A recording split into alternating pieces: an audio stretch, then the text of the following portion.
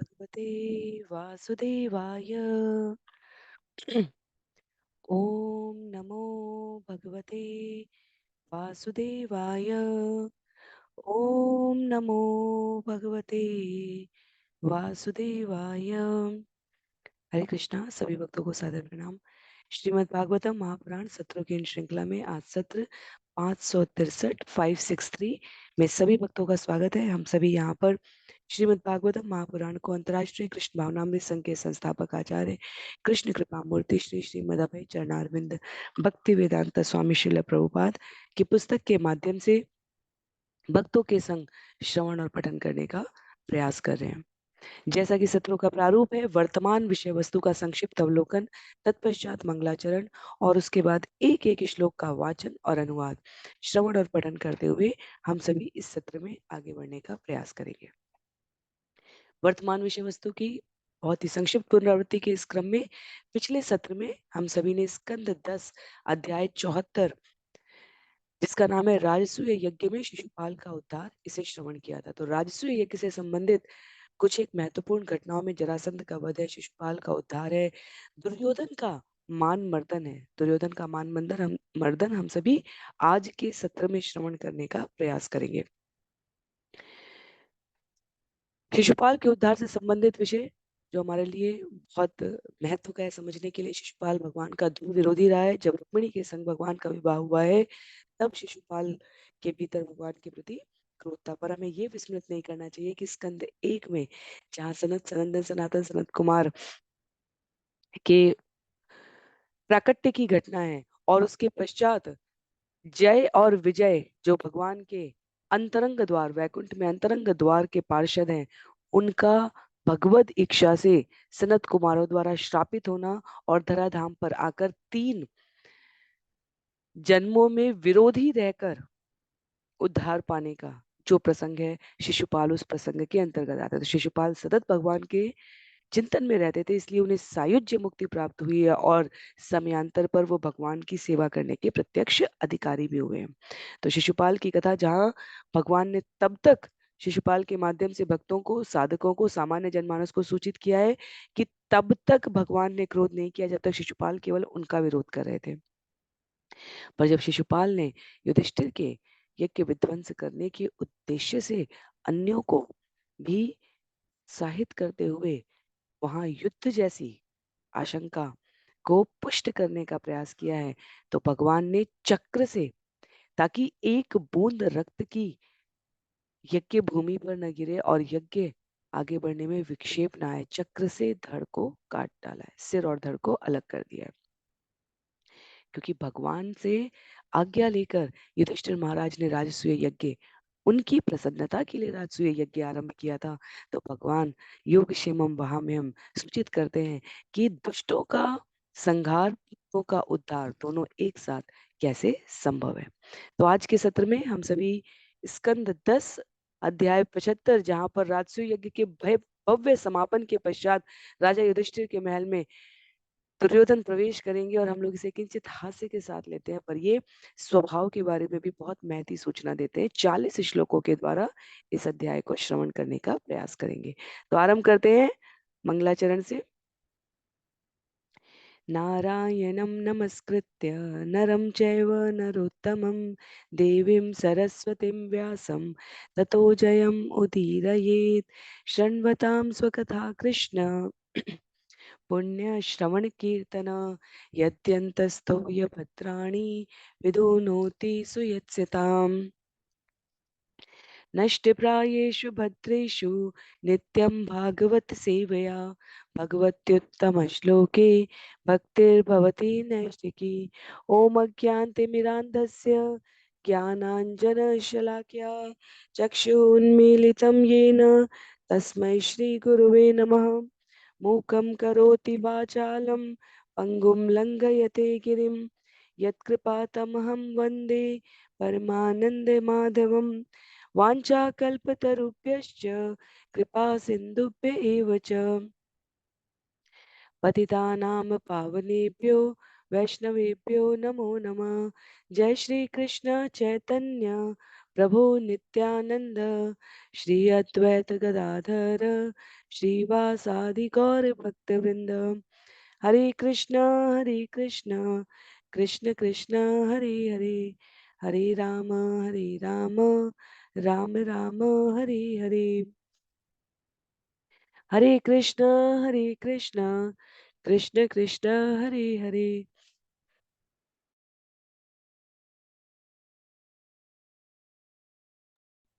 हरे राम राम राम हरे हरे।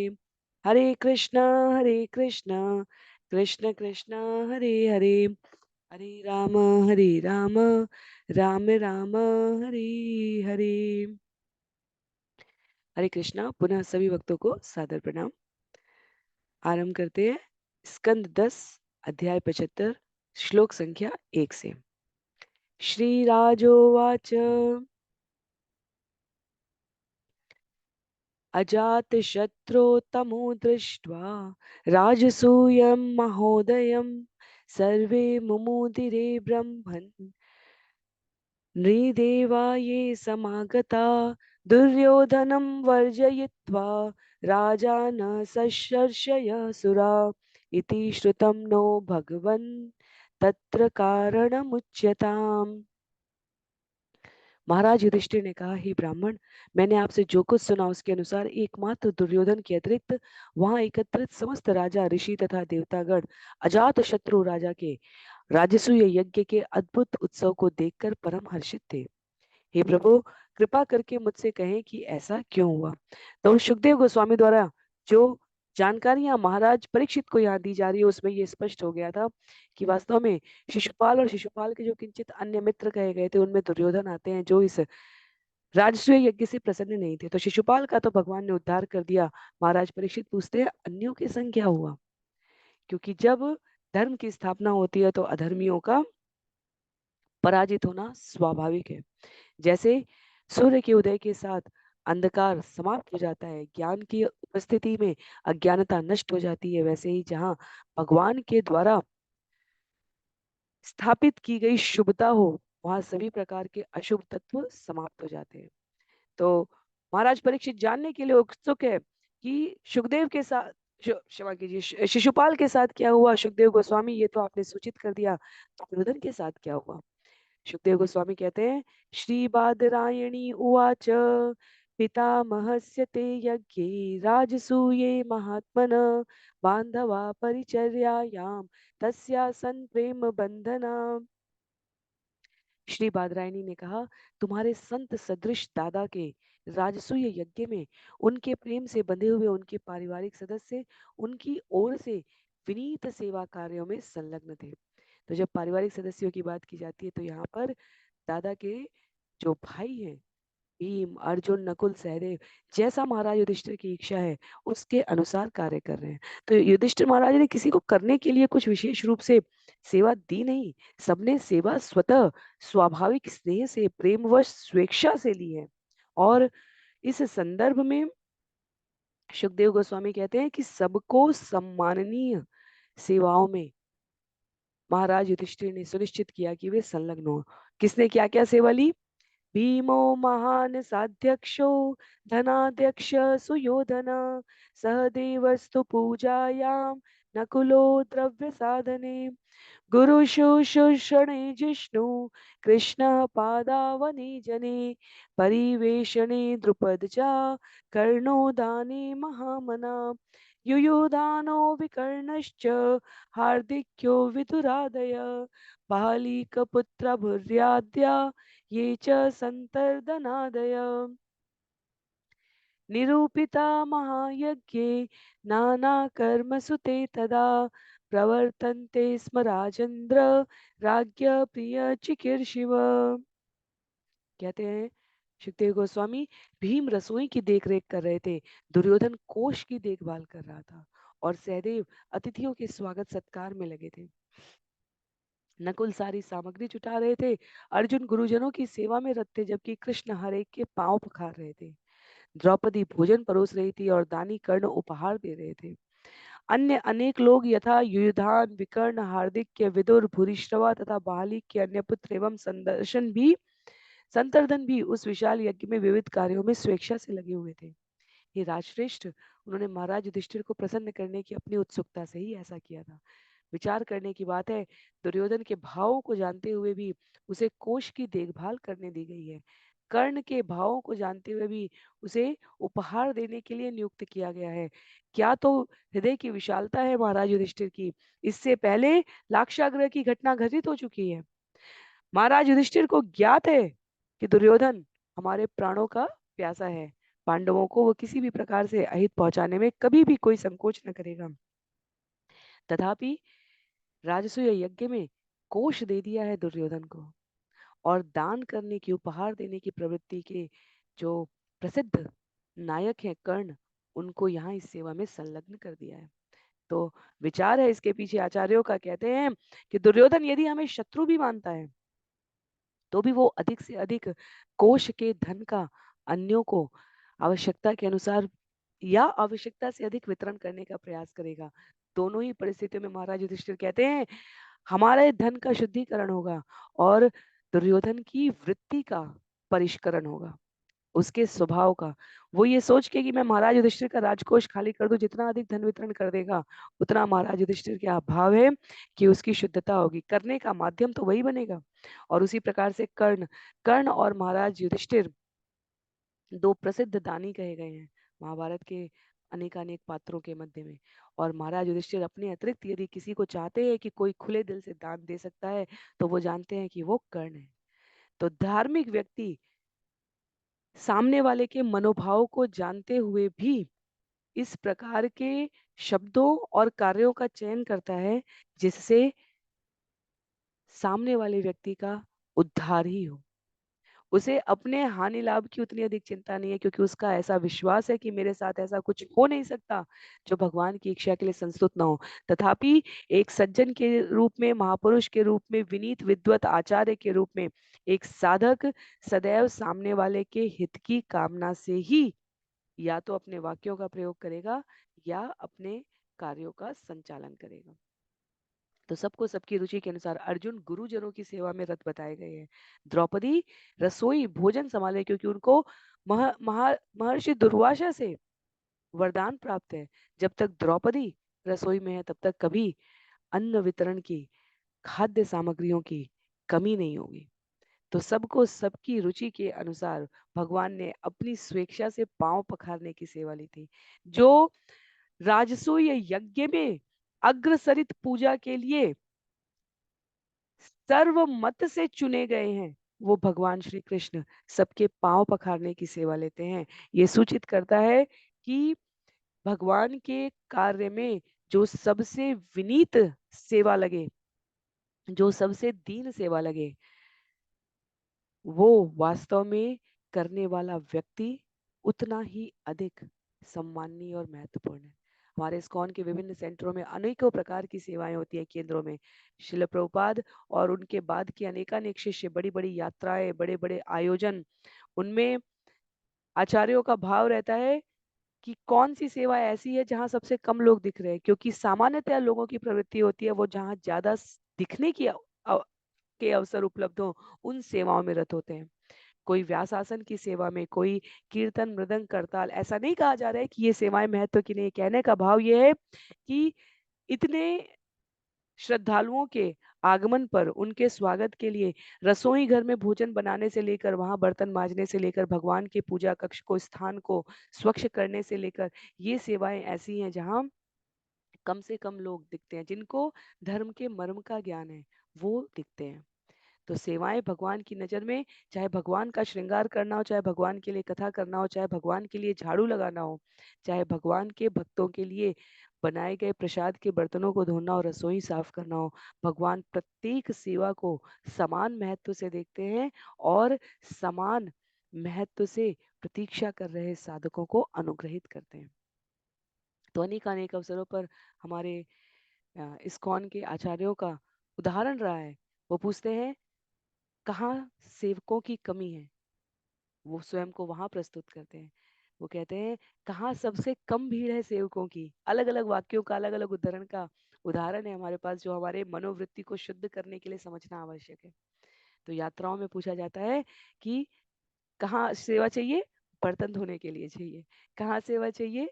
रसोई कक्ष जहाँ पर भगवान के लिए भोग बना और उसके पश्चात इतने बड़े-बड़े बर्तनों में सामग्रियाँ बनी, वहाँ बर्तन धोने के लिए, कक्ष साफ करने के लिए सेवाएँ चाहिए। भगवान ने क्या कहा? सभी सभी यज्ञ में अपने आमंत्रित हैं, तो क्या समझ रहे हैं कि हम समझ नहीं रहे हैं, भाव भी यही है कि सभी बड़े-बड़े विषयशील पुरुषों को, माननीय अतिथियों को आमंत्रित किया गया है। तो भगवान ने कहा सबको उनका मान मिलना चाहिए, तो भगवान ने पैर पखारने की सेवा ली है। आगे कहते हैं श्लोक संख्या 8 में,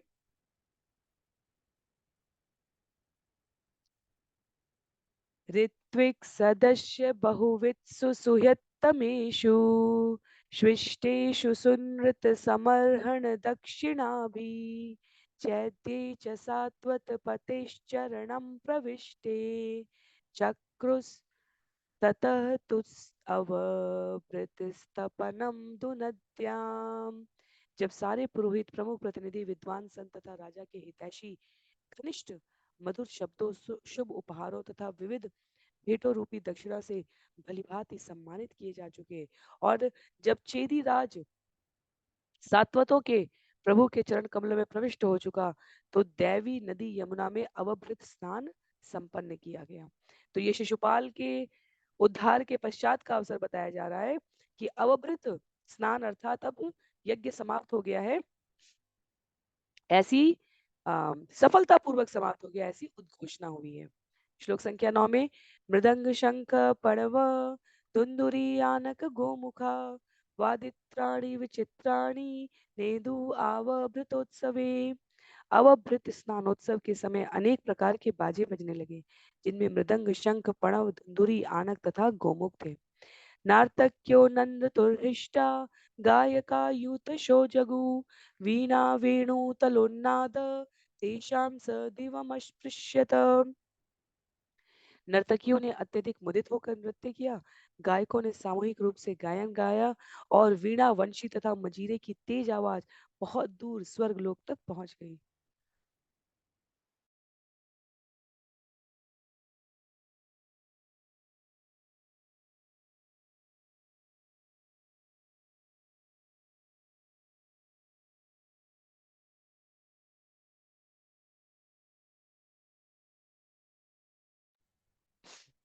चित्रध्वज पताकाग्रे इभेन्द्र स्यन्दनार्वभिः सुअलङ्कृते भटे भूपा निर्ययुरुक्ममालिने।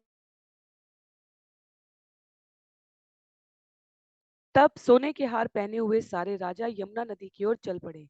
उनके साथ रंग बिरंगे झंडे तथा पताकाएं थी, और उनके साथ साथ पैदल सेना एवं शाही हाथियों, रथों तथा घोड़ों पर सवार सुसज्जित सिपाही थे।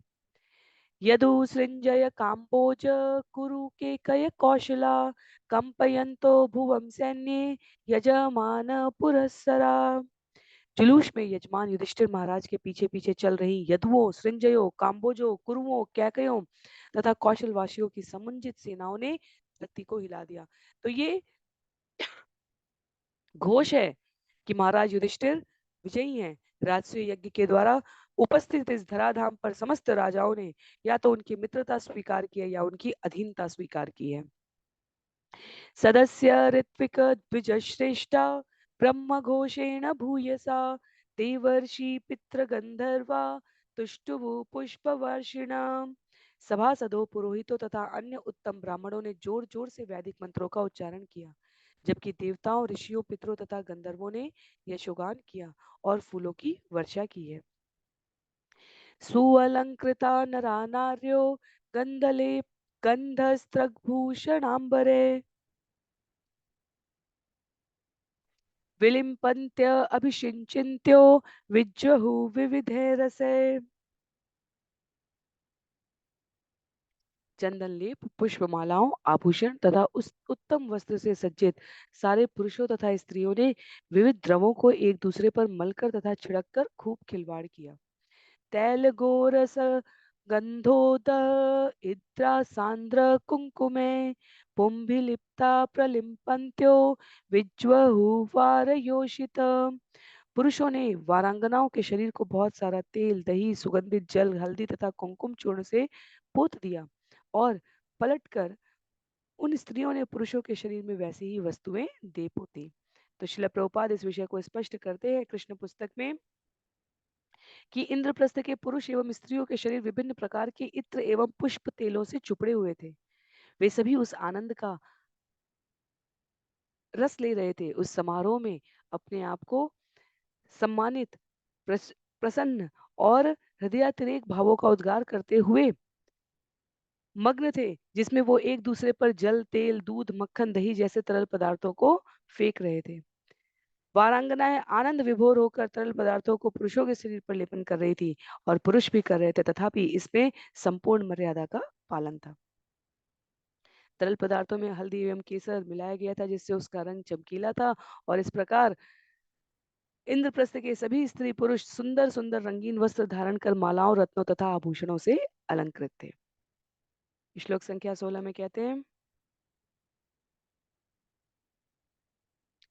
गुप्ता नृभिर्निर्गमन उपलब्धुमेतत् देव्यो यथा दिवि विमानवरेर्नृदेव्यो तामातुलेय सखिभिः परिषिच्यमाना सव्रीणहासविकसत् वदना विरेजु।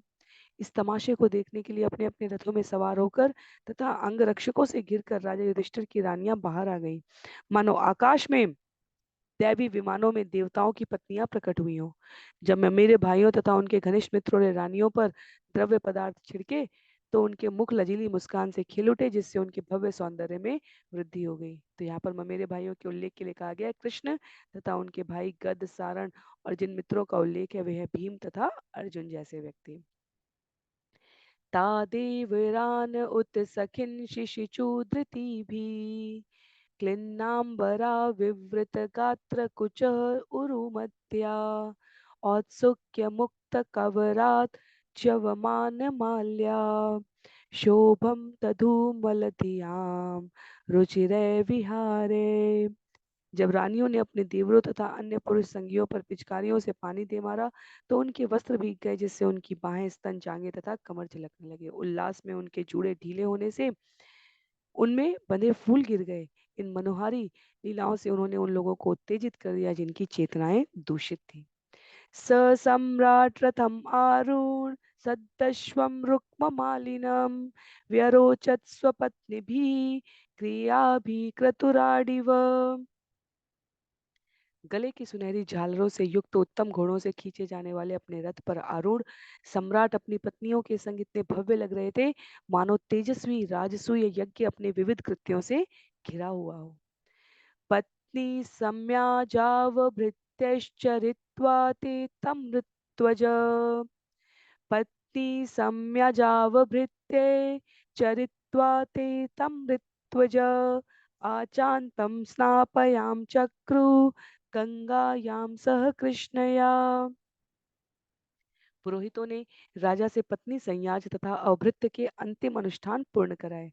तब उन्होंने राजा तथा रानी द्रौपदी से शुद्धि के लिए जल आचमन करने एवं गंगा नदी में स्नान करने के लिए कहा। तो ये सारी जो भव्य उद्घोष है, उद्धरण है सुखदेव गोस्वामी के द्वारा, ये राजसूय यज्ञ की सफलता पूर्वक समाप्ति के पश्चात आयोजन जो संचालित किए जा रहे हैं पुरोहितों द्वारा उसका भाग है, जहाँ नर नारी समाज की प्रजा सब प्रसन्न है कि यज्ञ सफलतापूर्वक संपादित हो चुका है।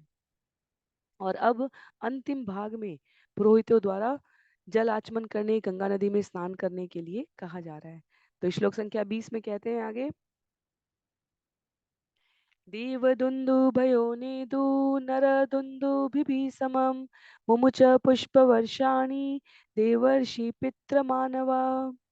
देवताओं की दुंदुभियां मनुष्यों की दुंदुभियों के साथ साथ बज उठी। देवताओं, ऋषियों, पितरों तथा मनुष्यों ने फूलों की वर्षा की। सस्नुस्तत्र ततः सर्वे वर्णाश्रमयुता नरा महापातक्यपि यत सद्यो मुच्येत किल्बिषात्।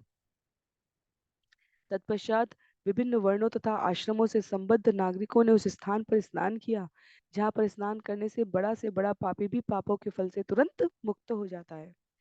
अथ राजा तेषां में परिधाय स्वलंकृत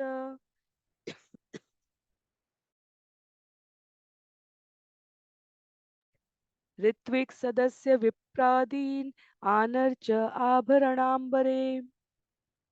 इसके बाद राजा ने नए रेशमी वस्त्र धारण किए और अपने को सुंदर आभूषणों से अलंकृत किया। तत्पश्चात उन्होंने पुरोहितों, सभा के सदस्यों, विद्वान ब्राह्मणों तथा अन्य अतिथियों को आभूषण तथा वस्त्र भेंट करके उनका सम्मान किया है। तो राजा के द्वारा सभी को उचित सम्मान प्रदान किया गया है, स्वयं को रेशमी वस्त्रों से सज्जित किया गया है। बंधुन ज्ञातिन पान मित्र सुहृदान्यान च सर्वश अभीक्षणं पूजयामास नारायणो परो नृप। भगवान नारायण के प्रति पूर्णतया समर्पित राजा युधिष्ठिर ने अपने संबंधियों, परिवार वालों, अन्य राजाओं, अपने मित्रों, अपने शुभचिंतकों तथा वहां पर उपस्थित सारे लोगों का निरंतर सम्मान किया है। तो समझने का विषय यहाँ पर यह है कि ये आयोजन महाराज युधिष्ठिर की दृष्टि में बिना किसी द्वेष के, बिना किसी वैर भाव के, बिना किसी अतिरिक्त अहंकार के, एकमात्र भगवान की प्रसन्नता के लिए किया जाने वाला उपक्रम है। तथापि क्योंकि परीक्षित महाराज का अध्याय के आरंभ में प्रश्न ये है कि दुर्योधन क्यों अप्रसन्न है, दुर्योधन यदि अप्रसन्न है तो उसने क्या किया है, इस उत्तर को देने के लिए शुकदेव गोस्वामी द्वारा ये सारी भूमिका बनाई जा रही है कि कितनी स्पष्टता थी पांडवों के आचरण में और कितनी कलुषता थी दुर्योधन के व्यवहार में। इसलिए इस ऐश्वर्य का, इस वैभव का यहाँ पर वर्णन किया जा रहा है। उसके पश्चात जो दुर्योधन कृत्य करेंगे उसके बारे में यहाँ अध्याय में उल्लेखित किया जाएगा। कहते हैं श्लोक संख्या 24 में, सर्वे जना सुरुचो मणिकुंडलत्र उष्णीशकंचुक दुकूल महार्घ्यहाराः नार्यश्च कुण्डलयुग अलक वृन्दजुष्ट वक्त्र श्रिय कनकमेखलया विरेजु। वहां पर उपस्थित सारे पुरुष देवताओं जैसे चमक रहे थे। वे रत्न जटित कुंडलों, फूलों की मालाओं, पगड़ियों, अंगरखों, रेशमी धोतियों तथा कीमती मोतियों की मालाओं से सज्जित थे। स्त्रियों के सुंदर मुखड़े उनसे मेल खा रहे कुंडलों तथा केश गुच्छों से सुशोभित हो रहे थे और वे सुनहरी करधनियां पहनी हुई थी। अर्थत्विजो महाशीला सदस्या ब्रह्मवादिना ब्रह्म क्षत्रिय विटशूद्रा आजान ये समागता देवर्षि पितृभूतानि लोकपाला सहानुगा पूजिता तम अनुज्ञाप्य स्वधामानि ययो नृप। तत्पश्चात हे राजन, अत्यंत सुसंस्कृत पुरोहित जन, महान वैदिक विशेषज्ञ जो यज्ञ साक्षियों के रूप में सेवा कर चुके थे, विशेष रूप से आमंत्रित राजागण, ब्राह्मण, क्षत्रिय, वैश्य, शूद्र, देवता, ऋषि, पितर, भूत प्रेत एवं मुख्य लोकपाल तथा उनके अनुयायी गण, ये सारे लोग राजा युधिष्ठिर से पूजे जाने के बाद उनकी अनुमति लेकर अपने अपने घरों के लिए प्रस्थान कर गए।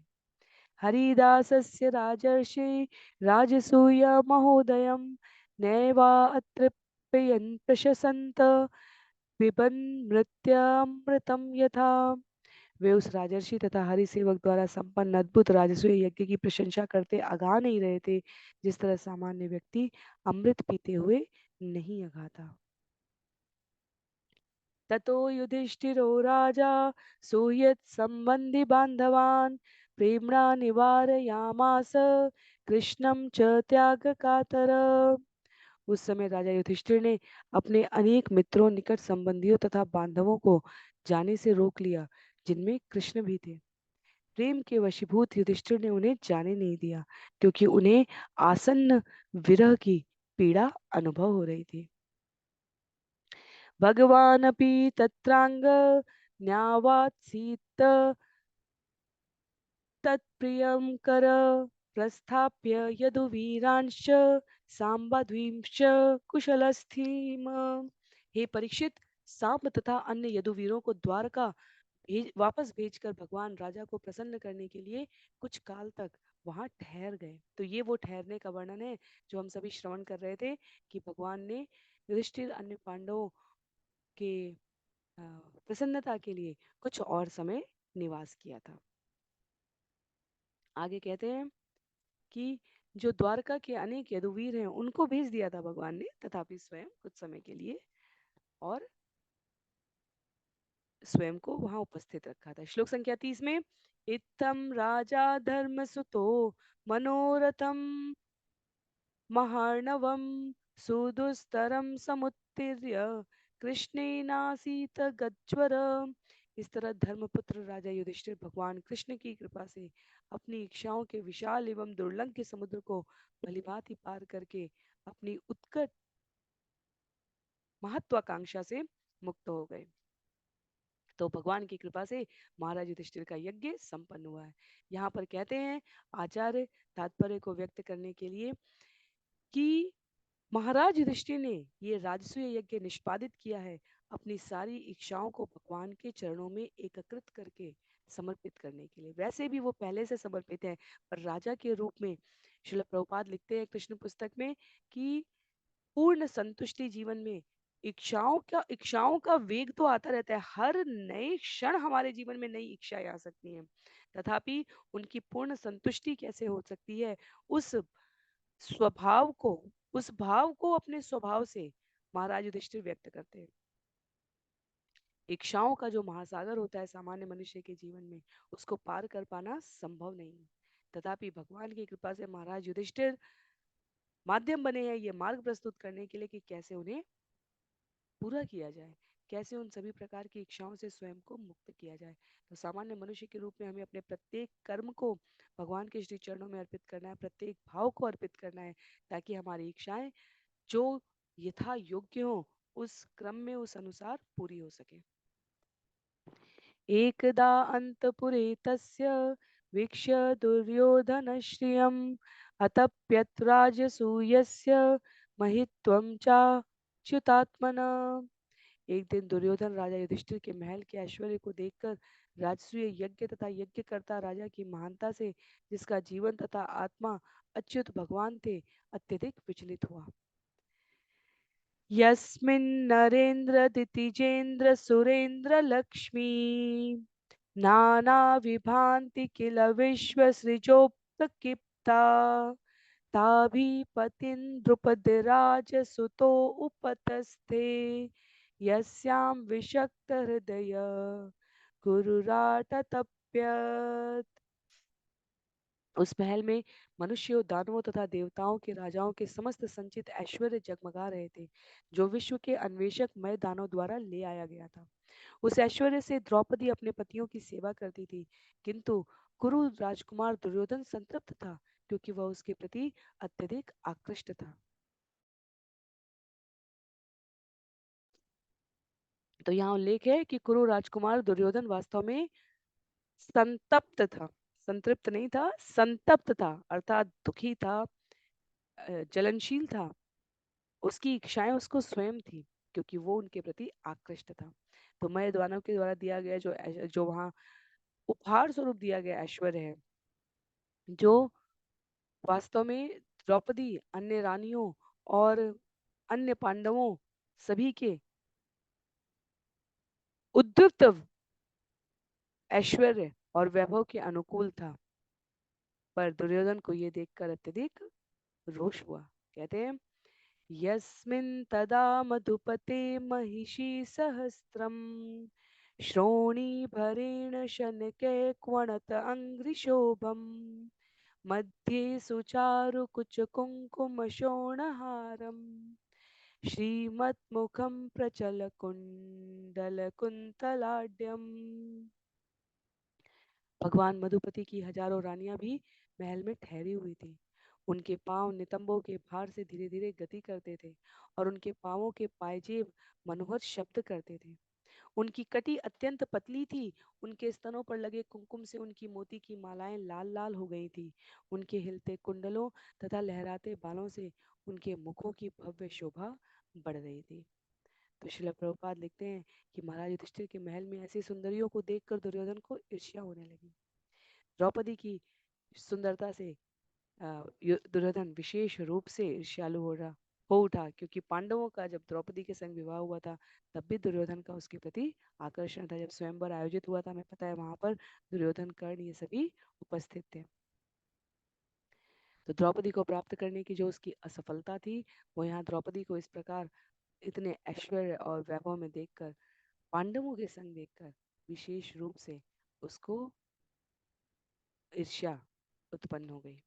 सभायां मयकीप्तायां क्वापि धर्मसुतोऽधिराट् वृतो अनुगे बन्धुभिश्च कृष्णेनापि स्वचक्षुषा आसीन काञ्चने साक्षात् आसने मघवानिव पारमेष्ठ्य श्रियाजुष्टु स्तूयमानश्च बन्दिभिः। ऐसा हुआ कि धर्मपुत्र सम्राट युधिष्ठिर मय दानव द्वारा निर्मित सभा भवन में स्वर्ण सिंहासन पर इंद्र के समान विराजमान थे। उनके साथ उनके परिचारक तथा परिवार वाले लोगों के अतिरिक्त उनके विशेष नेत्र स्वरूप भगवान कृष्ण भी थे। साक्षात ब्रह्मा के ऐश्वर्य को प्रदर्शित कर रहे राजा युधिष्ठिर राजकवियों द्वारा प्रशंसित हो रहे थे। तो दुर्योधन ने देखा कि ये तो असीम वैभव का अवसर आ चुका है अब युधिष्ठिर और अन्य पांडवों के लिए। भगवान श्री कृष्ण महाराज युधिष्ठिर के नेत्र कहे गए। तो यहाँ पर जो भाव है वो ये है कि महाराज युधिष्ठिर ऐसा कुछ भी नहीं देखते, समझते, सुनते या करते थे जो भगवान के आदेश में ना आता हो, जो भगवान के कथन में ना आता हो, जो भगवान के द्वारा संस्तुत ना हो। तो अर्थात जो लाभप्रद है या हानिकर है, इसकी सूचना शास्त्रों से, भगवान के कथन से ग्रहण करने वाले महाराज युधिष्ठिर सभी प्रकार के धर्मायुत आचरण से युक्त है। पर दुर्योधन को ये सब सुखा नहीं रहा है। तत्र दुर्योधनो मानी परितो भ्रातृभिर्नृप किरीटमालिन्य विशद सिंहस्त क्षिप्रनृषा। अभिमानी दुर्योधन अपने हाथ में तलवार लिए और मुकुट तथा हार पहने क्रोध से भरा अपने भाइयों के साथ महल में गया। हे राजन, घुसते समय उसने द्वारपालों का अपमान किया है। तो श्रील प्रभुपाद कहते हैं यहाँ पर कि दुर्योधन सदैव ईर्ष्यालु और क्रुद्ध रहता था, इसलिए थोड़ी सी उत्तेजना पर वह द्वारपालों से तीखेपन से बात करता था, क्रोधित हो जाता था। आगे उल्लेख है, स्थले अभ्यगृणात् वस्त्र अन्तं जलं मत्वा स्थले अपतत् जले च स्थलवत् भ्रान्त्या मया माया विमोहित। मैं दानव के जादू से निर्मित भ्रम से मोहग्रस्त होकर दुर्योधन ठोस फर्श को जल समझकर बैठा, अतः उसने अपने वस्त्र का निचला सिरा ऊपर उठा लिया। अन्यत्र जल को ठोस फर्श समझ लेने से वह जल में गिर गया। तो ये वो प्रसिद्ध घटना है जो हम सबको सूचित है कि ऐसी माया युक्त रचना थी महल की कि जहां जल नहीं था वहां दुर्योधन को जल लगने लगा, जहां जल था वास्तव में वहां वो सूखी जमीन के भ्रम में आ गया। तो जल ना होने की जगह पर जल समझकर उसने अपने पत्ती को नीचे से उठा लिया, और जहां जल था वहां वो उठा नहीं पाया, तो वो ठोस फर्श समझकर वहां पर गिर पड़ा। तो केवल अ, ये किंचित मात्र, क्योंकि वो क्रोधित है, वो अपने आप को स्वयं ऐसी अप्रिय अवस्था में पहुंचा रहा है दुर्योधन। तो घटना आती है श्लोक संख्या 38 में, जहां स भीम तम दृष्ट्वा स्त्रियो नृपतयो परे निर्वायमाणाप्यंग्य राज्ञा कृष्णानुमोदिता। हे परीक्षित, यह देखकर भीम हंस पड़े और उसी तरह स्त्रियां, राजा तथा अन्य लोग भी हंसे। राजा युधिष्ठिर ने उन्हें रोकना चाहा, किंतु भगवान श्री कृष्ण ने अपनी सहमति प्रदर्शित की। तो हमें स्मरण रखना चाहिए कि यहाँ पर अभी भगवान की आज्ञा से, भगवान की प्रसन्नता के लिए, अपनी इंद्रियों की तुष्टि और पुष्टि नहीं, अभी तो भगवान की इंद्रियों की तुष्टि पुष्टि के लिए, भगवान के स्वरूप को युधिष्ठिर महाराज का नेत्र बताने के पश्चात अब यहाँ विषय आता है कि युधिष्ठिर रोकना चाह रहे थे अन्यों को कि दुर्योधन का ऐसा उपहास ना करें, पर भगवान ने अपनी सहमति की है। तो विश्वनाथ चक्रवर्ती ठाकुर कहते हैं कि युधिष्ठिर स्त्रियों को, भीम को तिरछी नजर से देखकर हंसी रोकवाने का प्रयास कर रहे थे, पर भगवान कृष्ण ने अपने भावों के हंसी के इशारे से कहा, चलने दो, ये ठीक है, इसमें कोई आपत्ति नहीं है। क्यों? क्योंकि भगवान इस धरा पर दुष्ट राजाओं का भार दूर करने आए थे और यह घटना भगवान के अभिप्राय से निश्चित रूप से संबद्ध थी। जब दुष्ट व्यक्ति रुख दिखाता है तो वो निश्चय ही कुछ ऐसा करेगा जिससे वो अन्यों का अहित करना चाहेगा, और अन्यों का अहित करने के चक्कर में आचार्य कहते हैं कि भगवत कृपा से रक्षित साधक उस व्यक्ति को ही उसकी गति तक पहुंचा देते हैं। जैसे अम्बरीश और दुर्वासा का प्रसंग है, वैसे ही यहाँ दुर्योधन और द्रौपदी का प्रसंग है। श्लोक संख्या 39 में सव्रीडितो वग्वदनो रुषाज्वलन् निष्क्रम्य तूष्णीं प्रययो गजाह्वयम् हाहेति शब्द सुमहान भूत्सता अजातशत्रु विमना इवाभरत् बभूव तूष्णीं भगवान् भुवो भरम् समुज्जिहीषु भ्रमति स्म यदृशा। लज्जित एवं क्रोध से जला हुआ दुर्योधन अपना मुंह नीचा किए बिना कुछ कहे वहां से निकल गया और हस्तिनापुर चला गया। उपस्थित संत पुरुष जोर जोर से कह उठे, हाय हाय, और राजा युधिष्ठिर कुछ दुखी हो गए। किंतु भगवान, जिनकी चितवन मात्र से दुर्योधन मोहित हो उठा था, मौन बने रहे, क्योंकि उनकी मंशा पृथ्वी के भार को हटाने की थी। तो श्रील प्रभुपाद कहते हैं, दुर्योधन इतना क्रोधित हुआ अन्यों की हंसी को अपने ऊपर समझते हुए कि वो वहां से चला गया। तो लगभग सभी ने इस घटना पर खेद प्रकट किया। महाराज युधिष्ठिर तो उदास भी हो गए, पर कृष्ण तब भी शांत थे। वे न इस घटना के पक्ष में कुछ बोले, ना कुछ विरोध में बोले। ऐसा प्रतीत हो रहा था कि जैसे भगवान की परम इच्छा के कारण दुर्योधन को इस भ्रम में डाला गया था। और वास्तव में आचार्य लिखते हैं कि कुरुवंश के दो पक्षों में शत्रुता का जो बीज था, वो युद्ध में परिवर्तित होने का सूत्रपात यहाँ से आरंभ हुआ है। तो आचार्यों की दृष्टि में ये व्यवहार रूप में ऐसा लगता है कि उस शत्रुता का सूत्रपात है, तथापि भगवान जो स्वयं पूर्ण पुरुषोत्तम है, उनकी उपस्थिति इस बात को संकेत करती है कि यह वास्तव में कृष्ण के उद्देश्य की योजना का एक अंश था, क्योंकि वो इस धराधाम से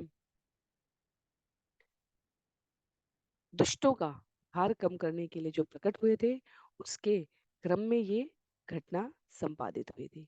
तो इस अध्याय का अंतिम श्लोक है, श्लोक संख्या 40।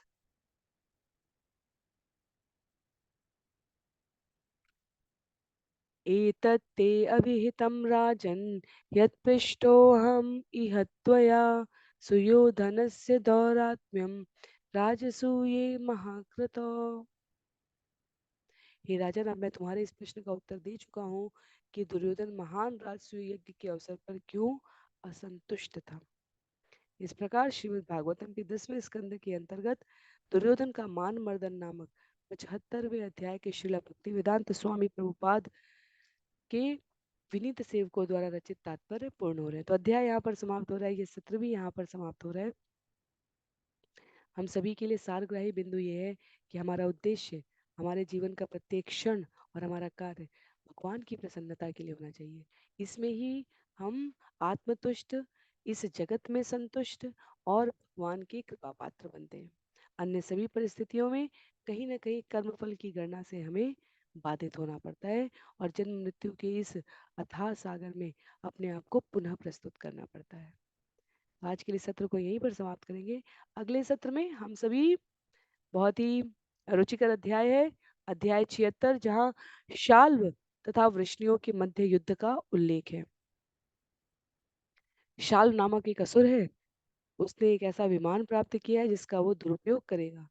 और वृष्णि यहाँ पर कौन है? हमारे स्वयं द्वारका के निवासियों में जो उपस्थित राज समूह है, उनके बारे में कहा गया। तो 33 श्लोकों में यहाँ पर उस युद्ध का उल्लेख है जिसमें शाल्व द्वारा प्रद्युम्न को युद्ध स्थल से हरण कर लिया जाएगा और शाल्व और विष्णु के बीच युद्ध का आयोजन होगा। अभी के लिए हम लोग यहीं पर समाप्त करेंगे। अगले सत्र में हम इस अध्याय को श्रवण करने का प्रयत्न करेंगे। श्रील प्रभुपाद की जय, श्रील गुरुदेव की जय। अनंत कोटि वैष्णव वृंद की जय। श्रीमद् भागवतम महापुराण की जय। हरे कृष्ण।